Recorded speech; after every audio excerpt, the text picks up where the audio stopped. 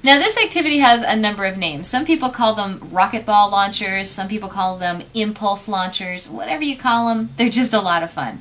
You're going to need a small ball like this one, this size, and a larger one. Could be a racket ball or a tennis ball. You could even try a basketball if you want. And here's what you do. You stack one ball on top of the other, hold it up high, and release both so that when they come down, they both hit the ground at the same time, and this one is still on top.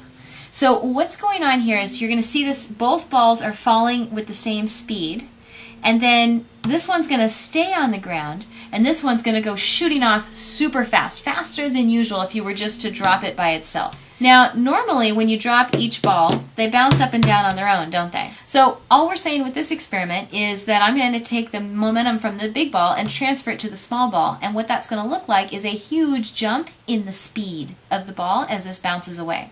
So these balls are both coming down, they're going at the same velocity. This one's going to hit the ground, transfer all its momentum here. What that means is the velocity is going to be way higher than it usually is, and it's going to go flying off. Do you think it matters how large this ball is or how small this ball is? Go ahead and rummage through your supply of bouncy balls and super balls and tennis balls and soccer balls and baseballs and see what you can find.